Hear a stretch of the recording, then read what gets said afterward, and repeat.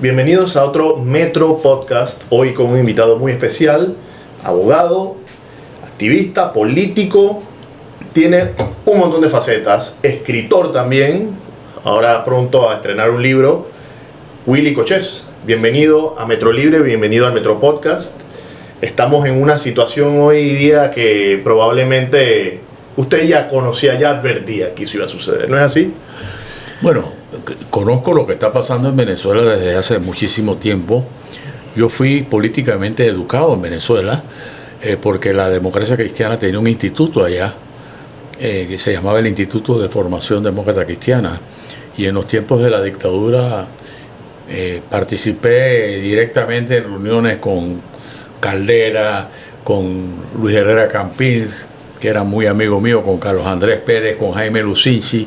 Así que conozco bien la política venezolana, conozco a sus líderes, y eso me ha mantenido hasta que llegué a la OEA y enfrenté al chavismo y que me costó mi destitución en 2013. Pero definitivamente que esto es algo que se ha ido engendrando con el correr de los tiempos.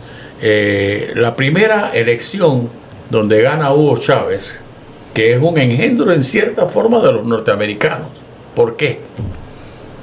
Hugo Chávez se presenta como una salvación a los partidos políticos tradicionales en Venezuela en 1996.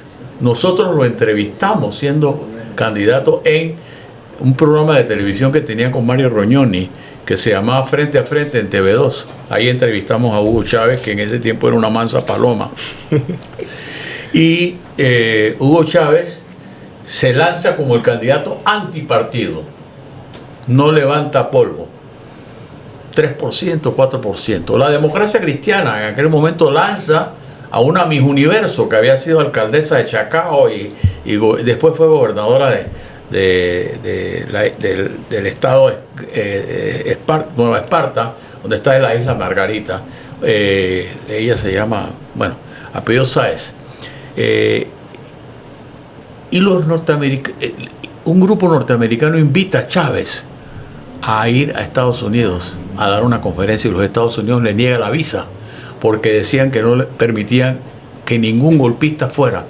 Esa invitación se la hace la Gran Bretaña y allá sí le permiten. Entonces a Chávez le dieron otra herramienta, además del antipartidismo, el antiimperialismo, y eso hace que Chávez gane.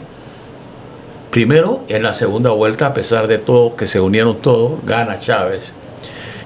Yo estuve de observador en el referéndum revocatorio de 2004.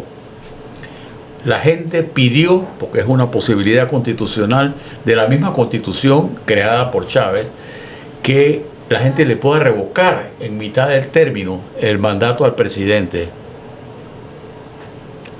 Yo fui observador, fui invitado por el periódico El Universal de Caracas, donde escribí bastante tiempo, y había ganado el no. Había ganado el sí a revocarle el mandato a Chávez 6-4. A las 3 de la mañana el Consejo Nacional Electoral anunció, a las 3 de la mañana, cuando estaba la gente dormida, o sea que el 4-6. El Consejo Editorial ya tiene su pedigrí. Claro, por supuesto. Pero, don Willy, sucedió una situación el domingo, bien, ya. Sucedió lo que sucedió, los escenarios que vienen a continuación, ¿cuáles pueden ser? Escenario A y escenario B. En su experiencia, ¿cuál es el más probable? Mira, yo creo que esto ya no tiene vuelta atrás. Y no tiene vuelta atrás porque hay una reacción. Alguien me preguntaba ayer que cuál es la diferencia de el 2018, cuando todos los países rechazan la elección de Nicolás Maduro porque había eliminado a todos los opositores, y después se va desintegrando eso, hicieron el Grupo Lima, etcétera. Digo, ahora hay una gran diferencia, porque ahora el problema de Venezuela no solamente es de Venezuela. Lo que ha ocurrido de 2018 para acá significa para los venezolanos hambre, desolación, falta de insumos, etcétera, pero para nosotros nos implica el recibir a todos esos venezolanos que ya van por 8 millones. Brasil, Colombia, Ecuador, Perú, Chile, Panamá, que pasan por el Darién, México, Estados Unidos. O sea, ya es un problema totalmente diferente a lo de 2018, y que si no se resuelve, ese problema se va a profundizar, porque más venezolanos, con la falta de esperanza que hay, se van a ir de Venezuela, y eso va a aumentar la crisis. Entonces hay una situación diferente. Mira tú que gente que antes apoyaba a Nicolás Maduro y quizás fueron responsables de que las cosas no se arreglaran en su debida oportunidad, hoy están pidiendo que el Consejo Nacional Electoral enseñe los votos. Y tú sabes lo que significa enseñar los votos. Claro que no. Los votos indican que González ganó por más del 70% contra menos del 30% de Nicolás Maduro. Parece un pedido un poco absurdo e iluso el que muestren las actas. Entonces, ¿cuál va a ser el desenvolvimiento? No la quieren mostrar, pero fíjate tú quiénes son. Andrés López Obrador hoy, la Cancillería de Colombia, porque no lo ha pedido Petro todavía, mi amigo Martín Torrijos, Ernesto Samper, que fue uno de los padrinos de todo lo que hicieron en Venezuela, Leonel Fernández de República Dominicana. O sea, yo creo que ahora ya hay un consenso general que esto le está haciendo mucho daño, no solo a Venezuela, sino al resto de la comunidad latinoamericana. Sí, don Willy, escuché en la mañana a un profesor de la Facultad de Relaciones Internacionales de la Universidad de Panamá decir que lo que cabe ahora para solucionar este tema sería como una acción militar desde afuera. Usted es un hombre de ley, sabemos que usted luchó en Panamá en contra de la dictadura, pero lo que planteaba este profesor parecía un poco radical para algunos, para otros no. Considerar ya una acción militar desde afuera para poder entonces cambiar el rumbo de Venezuela. Bueno, me voy a referir a lo de Panamá. Creo que la invasión fue innecesaria. Yo pienso, por lo que conozco y conocí de la Guardia Nacional y de las Fuerzas de Defensa, que tarde o temprano la gente de Noriega lo iba a tumbar. Ya habían intentado el 16 de marzo del 1988, donde yo participé, el 3 de octubre, y venía definitivamente. Los gringos pudieron haber agarrado a Noriega sin causar toda la invasión, no lo hicieron, porque Noriega era una ficha de ellos. Creo que eso no es posible ahora mismo. Yo siempre he sostenido que los venezolanos, ellos son los que van a resolver sus problemas, no de nadie afuera. Imagínate tú que ahora llegue un batallón gringo, o hay quienes están invocando el TIAR, el Tratado de Asistencia Recíproca. No creo que eso va a funcionar. Yo creo que entre los venezolanos van a resolver el problema.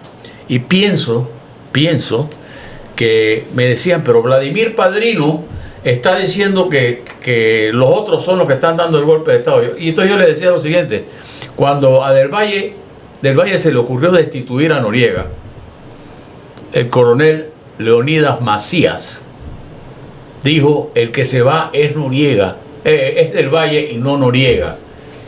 Y entonces la gente le pregunta a él: pero usted, ¿cómo a los pocos días lideró el golpe del 16 de marzo contra Noriega? Bueno, yo tenía que decir eso en ese momento. Eso es lo que puede estar pasando a nivel interno de los militares. Los militares deben estar hartos. ¿Por qué? Porque eso es lo único que ellos saben hacer. Me refiero a los que no andan en negocio, los que no andan en la droga, los que no andan en contrabando, y que son la mayoría. Entonces yo creo que ahí veía una situación de los mismos chavistas deben estar, primero sufrieron una gran derrota. ¿Y tú crees que ellos no lo vieron cuando estaban de representantes de las mesas? Ellos lo vieron y se acabó. Pero esta situación entonces se va a resolver a nivel interno. ¿Se va a resolver o en realidad cogió fuerza el chavismo después de este fraude? No, que va, el chavismo está totalmente disminuido. Porque ellos saben que perdieron. Nadie le cree a Maduro, nadie. Mira tú que uno de los candidatos independientes que se sonó como posible reemplazo de Edmundo González Urrutia, si también inhabilitaban a González Urrutia, Enrique Márquez, muy respetado, llegó con el 1%, pero él tiene una ventaja sobre los otros, que él fue miembro del Tribunal Electoral del CNE, y él dice que lo que hicieron está mal y explica técnicamente. Él sí le permitieron entrar a su representante adentro porque lo consideraron inofensivo, pero él ha hablado ahora y ha dado detalles de qué fue lo que pasó ahí adentro. Hay como una impresión de que la ONU, la OEA, son organismos tibios a la hora de accionar todos los recursos que tienen a mano para poder atender esta situación. Mira, lo que pasa es que la OEA y la ONU no tienen poder coercitivo, no lo tienen. Entonces, ellos pueden dirigir un grupo de mediación, por ejemplo. Sí, bueno, usted estuvo dentro de la OEA, así que sabe muy bien cómo... Yo te puedo decir, por ejemplo, el papel que la OEA jugó en el restablecimiento de la democracia en Honduras, cuando le dan el golpe a Manuel Zelaya, porque yo fui parte del grupo de embajadores que acudía en esa misión, y creo que ese es el trabajo que puede hacer la OEA, con sus expertos, con la mediación. Yo creo que Venezuela, si hay un cambio, que yo lo pronostico, esta mañana yo decía, será posible que Maduro ya esté pagando sus maletas para ir a Turquía, como ya se ha dicho antes, que es el único país que a él le interesa porque allá tiene su dinero, que Cabello y Jorge Rodríguez, como no pudieron caber en el avión de Maduro, ya estén detenidos. Esas son posibilidades, ¿ves? Porque aquí ellos tienen una experiencia en 1958. El general Marcos Pérez Jiménez, que fue un dictador, decidió, él se sentía tan popular porque había hecho muchas obras. Tú llegas a Venezuela y tú preguntas, ¿y esto quién lo hizo? Él lo hizo Pérez Jiménez, como que tú vas a Roma y preguntas, la estación de tren, ¿quién la hizo? Mussolini. O sea, todavía se acuerda la gente de eso. Pero era un dictador. Y entonces él decidió ir a una elección porque los dictadores quieren legitimarse en las urnas. Y entonces fue a la elección y la perdió rotundamente. Y él desconoció la elección popular y decidió que la elección la iban a hacer en el Senado, claro, donde él tenía mayoría. Al mes tumbaron a Pérez Jiménez. Esto es lo que va a pasar ahora y lo que puede pasar. Claro, hay una serie de factores externos que no existían en el tiempo de antes. La presencia rusa, la presencia cubana, la presencia iraní. China todavía no ha dicho nada. Pero yo sí creo que ojalá que no sea un baño de sangre muy grande. Ahora que venía para acá vi la última cifra de muertos, 11 muertos, 70 heridos. He visto también fotos de gente que está desertando del ejército. O sea, ya hay una combustión, que ya esto no tiene fin. Esto no va a parar, esto no va a parar. ¿Maduro lo conoce usted? Lo conozco perfectamente porque Maduro fue el canciller cuando yo estaba embajador. Así que como yo era un embajador tan proactivo, siempre estaba en todas las reuniones. La primera vez que yo conocí a Maduro fue el día que yo llegué a la OEA. Aquí tomó Martinelli posesión el 1 de julio de 2009. El 30 fue el golpe a Zelaya. La OEA me nombran embajador, asumo el 3 de julio, rapidito después, y al día siguiente, 4 de julio, me voy para Washington, y llegué a la reunión extraordinaria para discutir la suspensión de Honduras, y ahí estaba Nicolás Maduro. Eran los tiempos de gloria del chavismo, y me acuerdo que escribí, di declaraciones al Universal de Caracas que me sentía penado por la forma tan despótica que Nicolás Maduro atendió o se refería a la presidenta de Argentina que estaba sentada ahí, Cristina Fernández, y a los demás miembros del... O sea, era un prepotente Nicolás Maduro. Usted dice que es solo prepotente, es una persona que le falta clase o le faltan maneras muy civilizadas. Bueno, es una persona que debe tener algún conocimiento porque estuvo en escuelas de cuadros en La Habana, Cuba. Pero él era un chofer de bus del metro de Caracas. Que es un trabajo digno, pero todos los trabajos son dignos. En el caso de él pareciera que es acomplejado. Bueno, es una persona que ha tenido una exitosa carrera política. Fue diputado, fue presidente de la Asamblea, fue canciller. Ha tenido una dilatada carrera política y fue el escogido de Chávez. Sí, porque lo escucho todavía a Maduro hablando de los apellidos que no me quieren. Entonces se siente tal vez un Por resentimiento. supuesto, claro, porque ese es tratan de imitar a Chávez y ninguna imitación es buena. Ninguna imitación es buena. Acuérdate de lo que te dije, que cómo nace Chávez.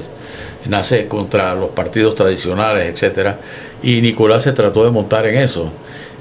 Bueno, tú sabes que yo señalé que Nicolás Maduro no era colombiano, con pruebas de su certificado de nacimiento. Que era colombiano, sí. Que era colombiano, sí. Pero que no era venezolano. Exacto. Y por lo tanto no podía ejercer la presidencia de Venezuela. Lástima que en ese momento la oposición no le dio tanta importancia a eso, pero era un momento para que él no siguiera su carrera política. Y entre las tantas cosas que me dijo fue que yo era un demente. Coché es un demente, imagínate. Fue el titular. Fue el titular. Bueno, a mí me han, cuando me metía con Rafael Correa en Ecuador, él de una vez me dijo, lo voy a bloquear, y me bloqueó. Digo, para mí son medallas. Por supuesto. ¿Y qué otra característica, como conociendo a Maduro, usted le nota que se ha exacerbado? Mira, la información que tengo es que ya en una ocasión trató de irse. Porque la esposa Cilia, que es mayor que él y quizás tiene mucha experiencia política también, está un poco enferma y es la que le dice ya vámonos, y lo bajaron del avión. Dicen que el lugar donde él tiene su fortuna es en Turquía, y eso me imagino que dentro del Palacio de Miraflores, el lugar donde yo he estado muchas veces, debe haber mucha qué hacer, porque ellos no saben qué hacer. Ellos saben que no ganaron y saben que el país se les está prendiendo. Pues no, mira tú lo que está ocurriendo con las estatuas de Chávez. Por donde hay una estatua de Chávez la están tumbando. Y esto, ¿sabes a qué me recuerda? Me recuerda a Ceausescu en Rumania. Y todas esas cosas le deben estar recordando a él, que él también puede terminar ahorcado, como fue Benito Mussolini, como fue Gaddafi, como fue... Wow. Sí, sería un final muy dramático. Sí, entonces yo creo que... Y los primeros a quienes él le debe tener miedo son a la gente que está a su alrededor. Recuerda que hay una recompensa de Estados Unidos de $10 millones. ¿Tú te imaginas eso? Sí. Yo escucho algunos calificativos, algunos apodos que le han puesto a Maduro. Maburro es uno de esos más originales, pero están los clásicos, o sea, dictador, sátrapa, tirano. Yo creo que la lista es larga. ¿Cuál es el que mejor se ajusta a él? ¿Cuál es el calificativo? Es muy difícil cuestionar. Yo creo que cuando él habla, él refleja que no tiene una formación humanística de ninguna clase. Es una persona, a mi juicio, ignorante, y está allí por el poder de las armas de los militares y por el poder de Cuba. Y me imagino que los rusos también están incidiendo bastante. Pero ¿tú no crees que los rusos, los chinos, les interesa un gobierno estable para mejorar sus relaciones? Sobre todo que si cae Maduro, la esperanza de un cambio económico y social para Venezuela, ¿quién va a beneficiar? A todos los que inviertan en Venezuela. O sea, ellos también en el fondo prefieren un gobierno normal y no esta incertidumbre permanente, donde hace año y medio encontraron que Tarek al-Assami, que era uno de los poderosos del régimen, se había llevado $23.000 millones. Digo, lo que se han robado está estimado en más de $500.000 millones. Don Willy, estamos comenzando a ver un accionar del gobierno importante. El presidente hablándole a las cámaras y diciéndole la relación está en suspenso, vamos a retirar nuestro personal diplomático. Parece ser que la cosa va en serio. En realidad, sí. Panamá está mostrando un protagonismo regional. Panamá no mostraba ese liderazgo regional hace mucho tiempo y me parece interesante. Yo he estado muy en contacto con el canciller. La semana pasada me tocó estar en la Cancillería el día de Bolívar. Yo fui el que di el discurso ese día y creo que lo que están haciendo nos debe enorgullecer, sin entrar a considerar más nada. Pero sí creo que ha sido una posición muy consona con el papel que Panamá debe jugar. Creo que es importante que eso siga y creo que va a seguir y hay un compromiso, pero estamos demostrando algo que no habíamos demostrado antes. Primero fuimos los primeros que tomamos la acción. Exacto, es una cuestión, el tiempo dice mucho acerca de inmediato, de la inmediata la reacción. Segundo, el mundo nos mira. Sí, claro. Muchos se plegaron inmediatamente a lo que Panamá dijo, República Dominicana, Paraguay, Uruguay, Chile, Argentina, etcétera. Entonces yo creo que estamos proyectándonos a nivel regional. La visita del presidente a Paraguay para lo de Mercosur también te da una señal de que tenemos un gobierno que nos está proyectando. Pasamos 5 años totalmente escondidos prácticamente, pero preocupados en cómo carajo robarnos la plata. Entonces yo creo que esto es importante lo que está ocurriendo ahora mismo. El desenlace, dirán algunos, va a ser el rompimiento de relaciones con Venezuela. Bueno, ya las relaciones están suspendidas, como bien decía el presidente, no están en buenos términos hace rato. Pero eso significaría pérdidas millonarias. Sí, pero yo no creo que en este momento, eso es lo importante. Creo que leí un comentario de un venezolano en las redes que decía: prefiero un mes de guerra que 30 años más de dictadura. Wow. Y es cierto. La gente desesperación. La gente, y uso la palabra, la gente se cabrió. Sí. A mí me invitaron a las elecciones. Pero yo soy enemigo no solamente de Nicolás, sino de Diosdado. ¿Iba a ir en el mismo avión con Mireya? No sé en qué avión iba a ir. No sé porque nunca compré pasaje, ni siquiera. Yo les dije, yo estoy dispuesto, pero si ustedes me garantizan mi seguridad. Claro. Porque yo soy enemigo de Diosdado. Porque aquí vino el que después fue nombrado cardenal de Venezuela, Baltasar Porras. Y hubo una misa. Yo soy muy practicante, o trato de ser muy practicante, y soy amigo de Monseñor Porras. Monseñor Porras jugó un papel importante cuando tumbaron a Chávez. A pesar de que él denigró a Porras, él llama a Porras y se confiesa. Y Porras después cuenta eso. Porque Chávez sí se rindió. ¿Ok? Y entonces hubo una misa allá en la iglesia de San Lucas, en San Agustín. Y los camarógrafos de Telesur, que tú sabes que es la cadena de los venezolanos. Y entonces, en uno de sus programas, creo que se llama El Mazazo, dijo: mire, aquí está Monseñor Porras conspirando con Willy Cochet. Todavía sale su nombre por ahí todavía es tendencia usted en Caracas. Sí.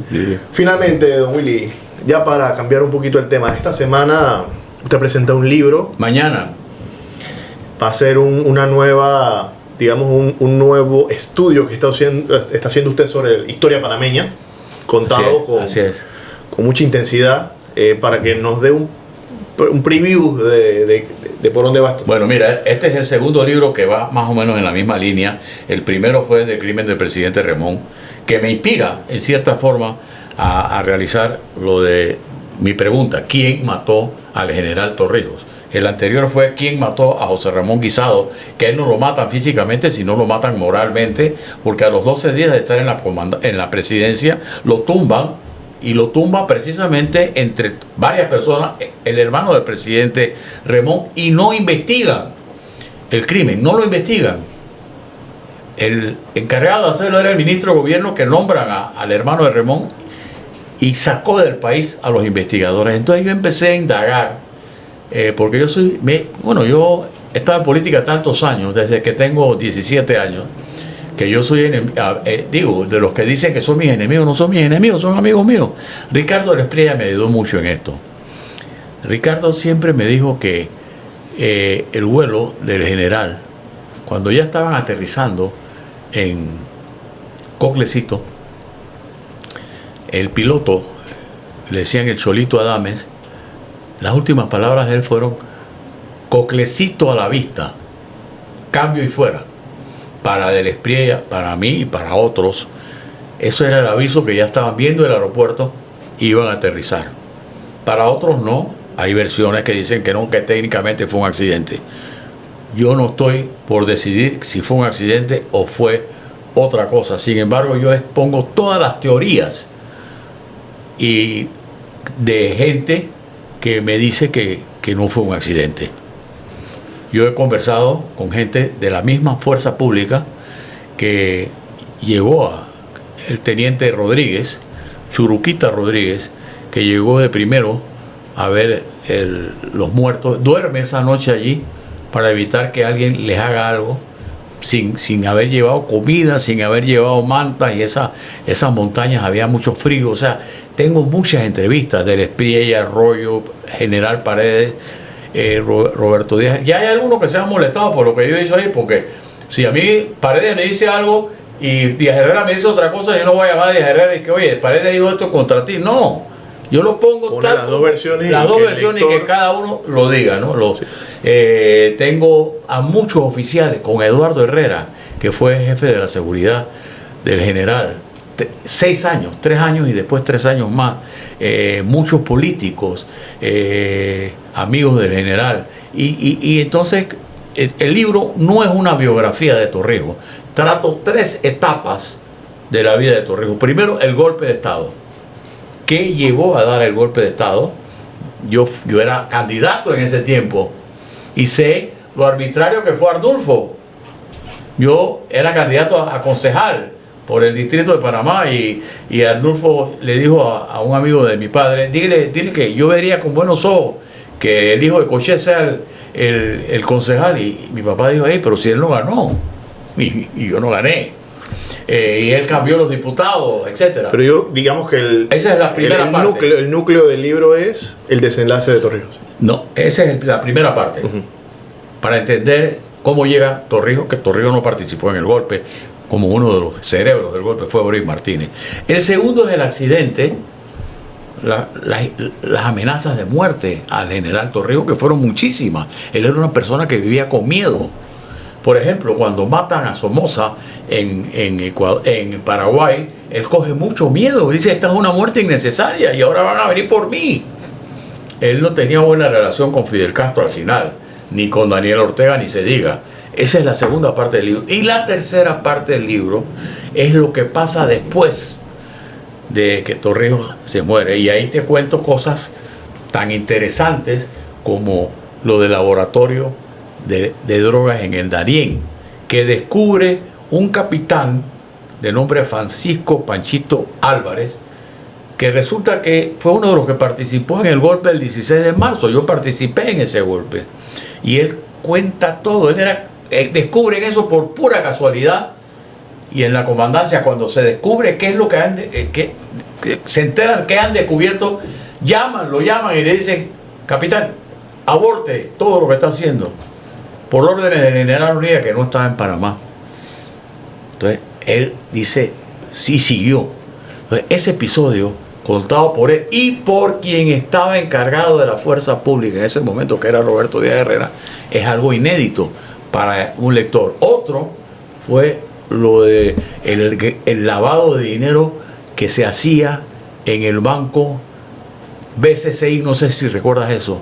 El BCCI era un banco de un pakistaní que quedaba en los jardines del Hotel El Panamá, y allí llegaba todo el dinero del narcotráfico de Colombia en vuelos que venían en la madrugada.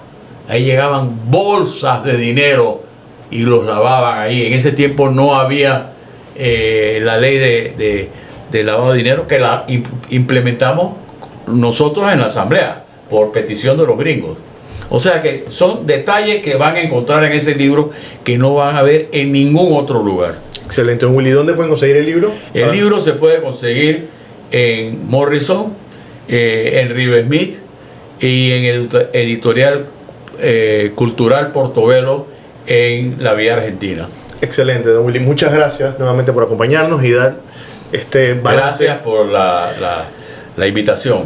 Y nos vemos en otro episodio del Metro Podcast, de Metro Libre.